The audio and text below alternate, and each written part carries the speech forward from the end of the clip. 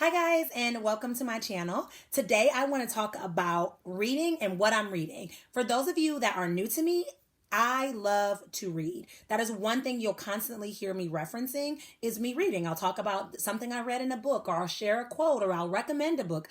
But I really believe that reading has informed my success.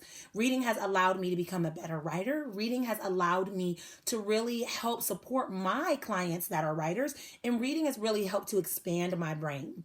And so I want to talk about some of my most impactful books. Now, let me preface that with there's obviously so many books that I can name, and there's really wonderful books, and then there's the classics like Rich Dad Poor Dad, which is one of my most favorite books, one of the books that I truly, truly love. But I want to talk about books that maybe we don't hear a lot. Maybe we don't hear people talk about books that have an impact on us, that are new. Books that aren't talked about as much because there's still a lot of power in these books. So I read this book called The Miracle Morning about 2 years ago, and it changed my life. In The Miracle Morning, there is an acronym called SAVERS. SAVERS is silence, affirmations, visualization, exercise, reading, and scribe. And basically what it does is it breaks down what you should be doing every single morning to set yourself up for success during the day. I have taken this acronym and applied it to my own morning routine. Now, I've always had a morning routine, but with this acronym, it gives me a guideline of things to follow. And what I have noticed is it has allowed me to be more focused on the things that I'm doing, and it's even increased my reading. While I've always read a lot of books, I think I averaged about 35 books to 40 books a year. This last year, I am on target to read 57 books because I am opening up that time in the morning to make that a priority just from following that acronym. And so that book was really impactful to me for that reason. But in addition to that, I started to use that with my one-on-one clients who are struggling with productivity. And when I shared this book with them, a lot of them would give me feedback and say, well, I'm an evening person. I use the evening time to do stuff and to get things done. And so what I started to do is I started to think of how I could support them in the evening. And that allowed me to write my second book, which is called The Devoted Dreamers. And what it is I take the same kind of idea and I apply it to the evening. So I came up with an acronym and then I applied it to the evening and shared that with my one-on-one clients that utilize the evening to be successful. But that book allowed me to be able to do that. And it was so, so helpful. The next book that I read is Tea for Transformation by Shaun T. Now, I'll be honest, I picked this book up at like an airport or something like that because I was on my way to Florida with my children and I left my book on my nightstand. So I was like really devastated. I'm like, I need something to read. But truth be told, a lot of books that are in airports are not always like the best picks. So I didn't know what to expect. I honestly thought it might have been like a great book about exercise and that I would be utilizing that to strengthen my mind and wanting to get into exercise more. But I was so surprised and positively surprised by the results of this book. This book allows you to really learn how people have taken traumatic experiences and built upon that and created success even after that. Shaun T is very vulnerable and transparent through this book and shares about awful situations that he experienced as a child from his mother's boyfriend and just from the trauma that his family experienced in general, and how he used that to strengthen his resilience and build his strength to move forward and create a very successful life for himself. In the book, he talks about the 7 superpowers to help you feel stronger and to really live a life that you're proud of, to live a life that you love. And this book was just amazing. You know, as a coach that works with people that are dealing with anxiety and depression and overwhelm and trauma, this book has allowed me to have an opportunity to support my clients with building the resilience that they need and to remind them that they're not alone, that we all deal with problems, but that we still can find success and happiness even after it. So this is an awesome book.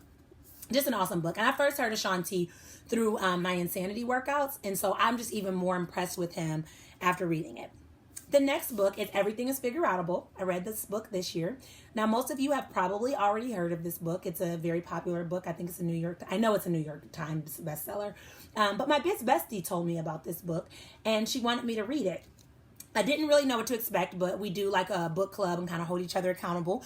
And so I decided to read it. At the same time, Marie Forleo happened to be offering a free course for those who received the book. And so I joined the course, and it was amazing. To be really honest with you guys, I think I finished this book in less than 2 days, 2 or 3 days. And it wasn't because I was rushing or anything, but it was one of those books that I just couldn't put down. I just woke up thinking about, I went to bed thinking about, I couldn't put it down.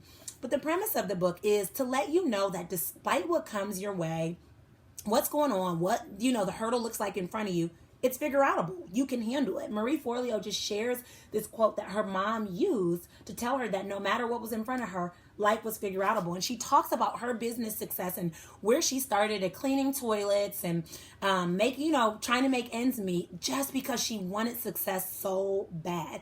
And in the book, she talks about a routine that you can also implement in the morning and the evening to constantly affirm whatever big dream that you have that people are saying you can't accomplish. And so it goes something like this. Everything is figure outable, especially, and then you fill in the big blank, with your big dream. So everything is figure outable, especially healing my trauma. Everything is figure outable, especially becoming a published author. Everything is figure outable, especially making my business highly profitable. Whatever it may be, but you fill in the blank and you constantly affirm yourself with it. And she talks about the importance of affirming yourself and reflecting on it and allowing that affirmation to guide and direct your steps. And so this book was so amazing. I actually will probably read it again, and I recommend it to a ton of people. Just totally awesome. Then I have Sabbath Keeping, which is a super awesome book. I read this book. I had a speaker at my church come and recommend this book. And so I read it, again, not really knowing what to expect. It's funny, a lot of times I don't know what to expect when I read books, but I take recommendations. That's why I'm so passionate about giving you guys some. But with Sabbath Keeping, the premise is the author Lynn Babb is a pastor's wife, and they move to different, cultures to talk about God and Christianity, and they end up in a culture, and I can't remember where, but this culture really puts a lot of emphasis on Sabbath, like really taking time to rest. And so they honor that while they're there because that's what the culture is accepting of, and that's what's normalized. But then when they return back home to the United States, things aren't normalized there with the Sabbath, and life is always on the go, and life is really busy. And she talks about like how she struggles to adjust because the Sabbath had been so beneficial to her. And then she shares her story about how she went about implementing the Sabbath, even in a busy world. And the reason that this book speaks to me so much is because I'm a busy person. I'm constantly going. My mind never shuts down. And I have this creative, process in my brain that goes. And I never want to take a break. And I have so many things I want to share with the world, and so many things I want to share with my clients, and so many things I want to do with my kids, and so many things I want to do personally. And so it's difficult for me to slow down. With this book, it has allowed me to be intentional about taking time to slow down, about taking time to rest, taking time to recover. And so since I have read that book, I have made it a priority to have one day set aside that I just rest. And in the book, she shares like Sabbath doesn't have to be how we think of it traditionally. It doesn't have to be on Sunday where you go to church and then you do nothing for the rest of the day. Sabbath is supposed to be doing something that's refreshing to you, and then it can fit in your schedule where it fits. She's a pastor's wife, so she can't do the Sabbath on a Sunday because she goes to church. They run a church. So her Sabbath started off as a Saturday and then it moved to a Monday. But the intention behind it is doing something that feeds your soul. So for me, what I learned from that book is my Sabbath time is turning my phone off and not feeling like I have to be accountable for phone calls or voicemails or emails. My Sabbath is allowing my brain to rest and being okay if I don't act on it right away. My Sabbath is really spending like non-distracted time with my children and taking a walk and doing self-care. But I'm very intentional about it. And I'll be transparent. When I read the book, it didn't start off as a full Sunday because I'm like, I can't afford to lose a whole day. Like, oh my goodness, what would happen to my business? And what would happen to, my family if they can't get in touch with me? But what I learned through that process is I built up to that. So I started off with 6 hours of downtime, and then I built up to 10 hours. And then I built up to the fact that I'm okay with the entire day being for me. One fact that she shared through this book that really stood out for me was she talks about Chick-fil-A and McDonald's. And we all know that McDonald's is 24/7, 7 days a week, 24 hours a day. And then we have Chick-fil-A that's only open 6 days a week and definitely not 24/7, not 24 hours a day. She talks about how Chick-fil-A is just as successful or even more financially successful than McDonald's, and they're missing an entire day of the week by allowing their employees to have the Sabbath. And it just confirms the fact that taking downtime can actually improve your success, can actually improve your productivity. And so downtime is okay if you allow it to be. So that book was just life-changing. And I'm actually going to be letting my friend borrow it because I just bragged to her so much about it. Finally, least but not last, I had to share one of my books. I have my new book, so it's Make Fear Work in Your Favor. Now you'll see it says not for resale because this is just my little proof copy that I'm so excited about. I just got it. This book will be coming out on January 1st. But basically, I have talked to so many people that have big goals, like I talked about with the Marie Forleo book, that have big goals or big things that they want to do, but they have allowed fear to step in and stop them in their tracks. They have allowed fear to keep them stuck and stagnant. There's a lot of different fears. There's, fear of what other people think. There's fear of success. There's fear of failure. There's all these different fears. And so in this book, I address how fear is normal.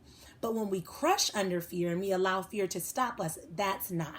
And we have to allow fear to give us momentum to move forward towards the success that we deserve and we desire. So I really like this book because I share a lot of my own personal story. I allow, a lot of opportunities for journaling pages to process your own things. And I share about imposter syndrome, which is not something that's commonly talked about how you struggle with like who you are deep down and like, are you pretending to be somebody you're not? And I talk about it. I'm very real and I get down to the nitty gritty of it because ultimately I want you to find the success that you need. And if you can't conquer your fear, first off, if you can't address it or identify it and you can't conquer it, you're never going to find it. And so one of the things that I work for as a coach is I want people to strengthen their personal development. I want you to be the best version of yourself. And so the books that I write are going to help to support you on that journey to becoming the best version of yourself. So again, these are 5 amazing books. I could have thought of 20 million more because I love to read, but these are the 5 that have really stood out to me that I reference on a regular basis and that I still live by and I share with clients. So let me know what you're reading below. And if you check out any of these books and have some feedback or comments, please share it. All right, till next time, I'll talk to you guys later. Bye.